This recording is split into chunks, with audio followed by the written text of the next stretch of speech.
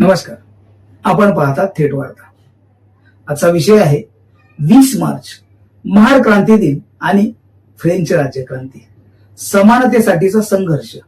इतिहासात काही दिवस असे असतात जे फक्त तारखा नसतात, ते असतात मानवाच्या स्वाभिमानाच्या लढ्याचे प्रतीक. भारतातील महार क्रांती दिन आणि जगातील फ्रेंच राज्यक्रांती हे दोन वेगवेगळ्या काळातील वेगवेगळ्या भूमीवरील आंदोलन, पण दोघांचा उद्देश एकच होता: मानवाला मानव म्हणून जगण्याचा अधिकार.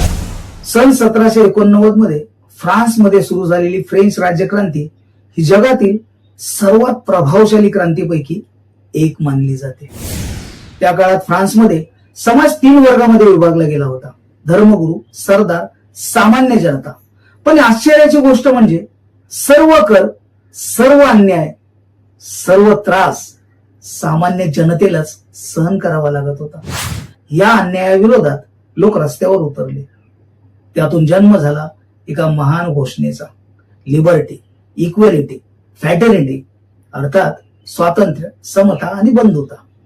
ही क्रांती केवळ राजसत्तेविरुद्ध नव्हती, ती होती मानवी प्रतिष्ठेसाठीची लढाई. महार क्रांती दिन भारतातील सामाजिक समतेसाठी मोठा संघर्ष झाला.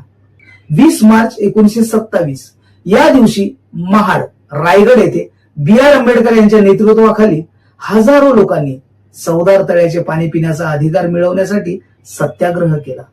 आज ऐकताना ही गोष्ट साधी वाटते, पण त्या काळात अस्पृश्य समाजाला सार्वजनिक ठिकाणी पाणी पिण्याचा अधिकार नव्हता. म्हणूनच महाडचा सत्याग्रह हा केवळ पाण्याचा प्रश्न नव्हता, तो होता मानवाच्या स्वाभिमानाचा प्रश्न.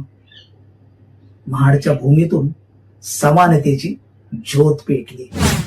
फ्रान्स असो किंवा भारत, संघर्षाचा मूलभूत मुद्दा एकच होता: माणसाला माणूस म्हणून जगण्याचा अधिकार.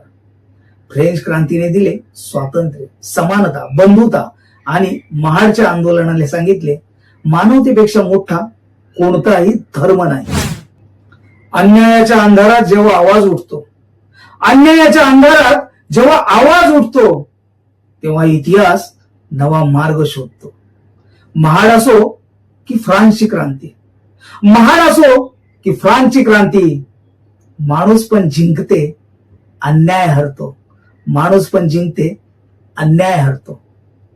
इतिहास फक्त आठवण्यासाठी नसतो, तो समजून घेण्यासाठी आणि पुढे जाण्यासाठी असतो. आज आपण 21व्या शतकात आहोत.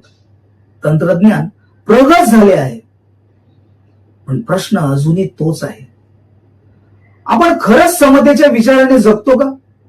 महार क्रांती दिन आणि फ्रेंच क्रांती आपल्याला आठवण करून देतात: स्वातंत्र्य मिळवणे कठीण असते, पण समानता टिकवणे त्याहून कठीण असते.